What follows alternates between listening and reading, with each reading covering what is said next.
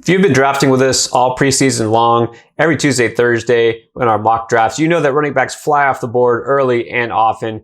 But which running backs are actually going at the proper value? We're going to play a little game of over-under with early running back ADP to see where we think these players should go. Let's start with our first running back, and that is Zeke Elliott. Chris, what does your gut say about Zeke? Is he going to have a bounce back season, or do you think that maybe he should be going a little lower than before? No, I think Zeke, it's hard to call a first rounder undervalued, but I think Zeke is definitely undervalued. With the re-signing of Dak Prescott and with his offensive line, more than likely, well, they're going to be healthy to start the season, you got to think. Healthier than they were last year. This whole offense is going to bounce back big time. I don't understand. Like you said, he was a top 5 pick last year. Now he's, sometimes going all the way to the 10th pick. I still think he should be a top 5 pick. I think Ezekiel Elliott is undervalued right now. Yeah, I'm going to have to agree there. And people will use that argument, the offensive line, it isn't what it was just a couple of years ago. That may be true, but they're going to patch it up. It's going to be a little bit better than it was this past season. But we know what the real issue is. It wasn't the line all of a sudden just fell apart. It was Dak, right? The first 5 games where Zeke was there with Dak handing him the ball, he was just fine. There was no problem. And as soon as they lost their franchise quarterback, who is now officially still their franchise quarterback, then things fell apart for the whole offense, but especially the running game. They couldn't establish the run because they just couldn't afford to, because they couldn't get anything going in the passing game, turning the ball over. The defense was giving up so many points. So there's no concern. Let's flash back to last year. Wherever you had him valued before 2020, that's where you should have him valued going into 2021. And I think that's probably his number 5 or 6 overall, not 8, 9, or 10, what we're seeing. All right, the next player we're going to talk about is a guy that somehow made it into the first round of a lot of drafts last year. That won't be the case this year. But Clyde Edwards-Helaire, is he now going to be a strong value because he's fallen? Or are we just going to be let down yet again? Chris, what do you think? I think he is a good value now that he's fallen to the 3rd round of drafts. He's been going in the 3rd round of pretty much every draft. And I think that's a great value because if you look at the 3rd round of drafts, you're talking about, the 18th, 19th, 20th running back off the board. And to me, we're talking low end, mid RB2. And I think that's just perfect for Clyde Edwards-Helaire. I don't think he's going to, have that RB1 upside that we thought he might have last year. But I think mid to low RB2 is perfect for him. So I think he's fairly valued in the 3rd round. Yeah, and that doesn't sound too rich when you say, well, it's not even as an RB1, RB2. How many other guys would you put ahead of him?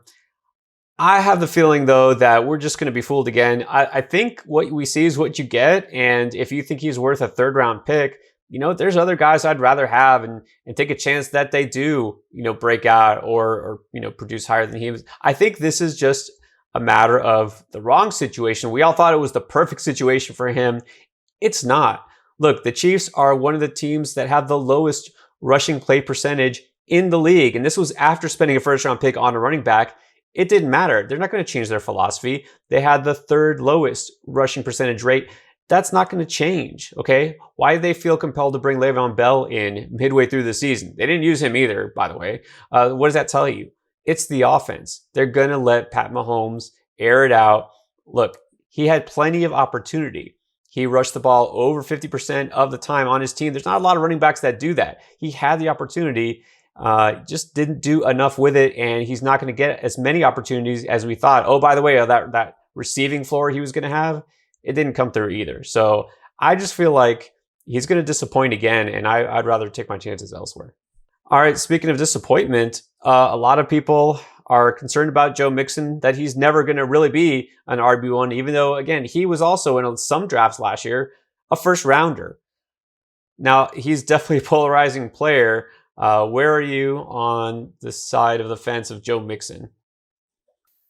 Yeah, I mean, look, I don't like Joe Mixon, the person, but if we're just talking about him strictly from fantasy football, I think he's a great value this year in the 3rd round. This is a guy who is getting 20 plus touches pretty much every week. Even when the Bengals were getting blown out by 2 or 3 scores in the 4th quarter, they were still giving Joe Mixon the ball. He really doesn't have any competition for touches. I mean, yeah, I know Gio Bernard is there, but he handles a few carries, maybe a couple receptions.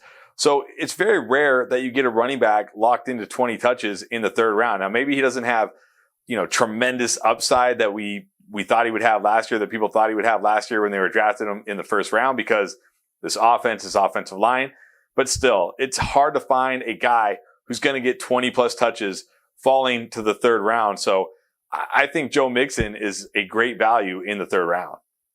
So I can hear and understand both sides of the debate here with Mixon. The Mixon haters have been saying it for years. He's just not it. Look, there's legit questions about how good the offensive line is. Is this team going to actually roll with him as the focal point of the offense, or Joe Burrow, who, by the way, the first few weeks of his rookie season was leading the league in pass attempts? And so I think it's safe to say they trust him and they might let him carry the offense. And of course, health. I mean, obviously missed so many games, but let's talk about the other side of the equation. How many running backs are going to be given the ball as much as he is? And also, did they bring in anybody to compete with him? Did they show any sign of wavering, whether they think he's their guy? No, they're not going to draft a running back. They're going to draft offensive linemen. And so he does have the upside that probably fewer of the guys after him in the draft are going to have. So I think right now, taking a chance on him in the early third round, I think he's priced just right. I think he's worth the risk, but of course you don't want to take him any sooner than that. All right, and then let's end with a guy who was a rookie last year, disappointed for much of the season, kind of had some flashes, but let's see if expectations will exceed reality next year. DeAndre Swift, you kind of know how I feel about him, but Chris, what do you think about his ADP right now? I'm leaning towards overrated.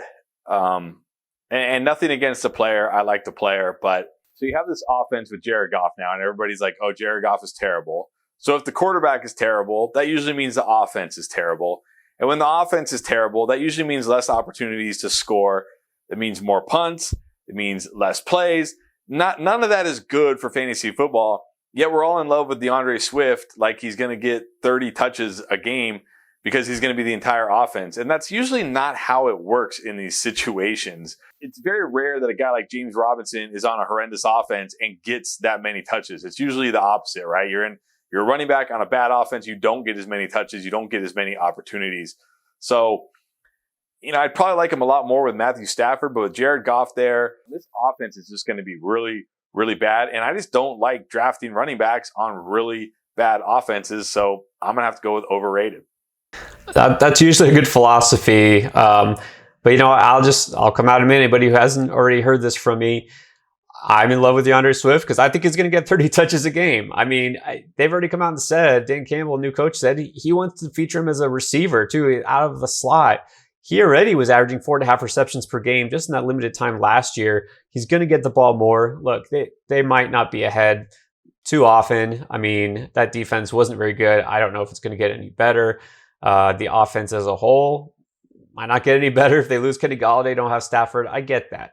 But when you get that much, those many touches, we always say touches, and targets, that's the lifeblood of fantasy value. And I think he has it. We know he's got the speed and the skill. So, he could put up James Robinson-like numbers next year. I really think he's going to get that opportunity. So I'm actually going to go with slightly undervalued because I feel like he's even worth a late first round pick. I know that may sound a little crazy.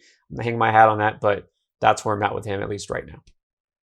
All right, guys, who do you think is overvalued, undervalued? Anybody we missed, or how do you feel about our picks? Don't always agree, but we like to talk it out and we want to know what you think. You know what? Show us what you think. Join us in our mock drafts every Tuesday and Thursday. We're here live on YouTube streaming, and you can join us. Just click that link in the description below to sign up now. We're here every week to help you win your draft, to help you win in 21. We're here all off season to help you win. All right, thanks for watching.